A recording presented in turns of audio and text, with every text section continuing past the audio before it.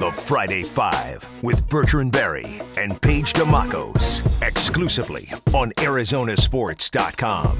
Hello and welcome back to the Friday Five. It's Paige and B-Train. Hey. And if you haven't heard, the NFL's back. What? And we're pretty excited. We're in Arians t-shirts. He's rocking a B-Train / Arians hat because I'm going to give him a little props. He did used to wear the hat even before Coach was rocking it. So we got to give props where props is due, all right? But great men do have taste. Yeah, BA's got good taste. You have good taste. It's all good. But we're going to get right into it. So the Boston media is having a field day with what Carson Palmer had to say. So I'm going to read exactly what he said. I go back and you follow what the rule book says. You go about your business and your work. If they tell you not to do it and you get busted and what happens, then you suffer the consequences.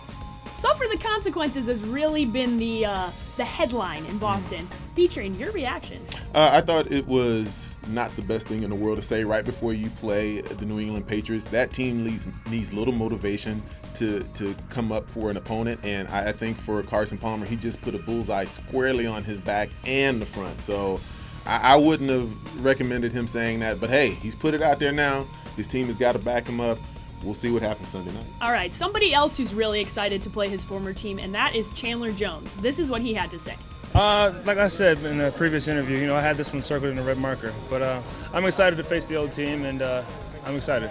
As a former pass rusher, is there a little extra something there you think that he wants to go, even though he's not going after Tom Brady, but still to go get Jimmy G and get a sack in this game? Oh, yeah. He wants to go out and send a message to his former team that, hey, you guys, even though you gave me an opportunity to go to a contender, which he's appreciative of, you still gave up on me and you still saw me as expendable. And I think he wants to show his former teammates and his former head coach that, I am still a viable player here in the league and I am still a big-time performer, and I'm going to show you how much by going out and doing what I need to do. So there's going to be a lot of different storylines out there on the field Sunday night. I can't wait. Another storyline going into this game. Rookie Brandon Williams is officially going to start. Bruce Arians announced. We both thought this was coming, but it's actually official now. Concern level, you think he's ready? This is a big moment, Sunday Night Football. Well, I'm not concerned because I think he's been in the system long enough to know exactly what to do. You just worry about a rookie not having that experience and being on primetime TV as your first start in the NFL.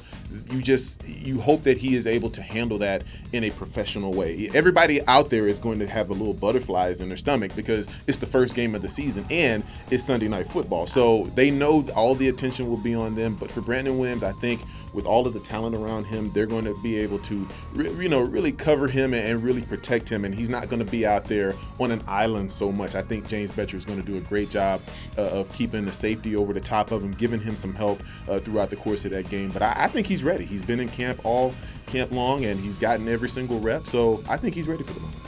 All right, the whole city is watching this team. There's a lot of excitement. Even Bruce Arians said something about this earlier this week. Obviously, we've had a decent record a few years, has nothing to do with this year, but we earned the right, and I think everybody's pretty excited about it. You can feel it in the city already. All right, B-Train. So you were here for the Super Bowl run. Yes. Does it feel different now than it did then? Are there more flags? Are there more jerseys? I wasn't here for that, but I've heard that that's the case. Does it feel different now? It does feel different because during the Super Bowl year, we weren't expected to get to the Super Bowl. We expected to be a good football team, but I think realistically, not only the players in that locker room or the fans expected us to get to a Super Bowl. So I think the momentum built as the playoffs went along and as we won the wild card game against the Falcons, then we win the divisional game against the Carolina Panthers. Then you look at that NFC Championship game against the Eagles, and it was absolute pandemonium. It's different because this year they expect this team to get to the Super Bowl before the season starts. So with that, there's going to be a lot of hype. There's going to be a lot of buzz around the city, and I'm looking forward to it. I can't wait to get out and get to the stadium on Sunday. It's officially here, B-Train. It's officially #NE versus AZ. We've been talking about it. We've been thinking about it pretty much all summer long. So just your reaction to football finally being back.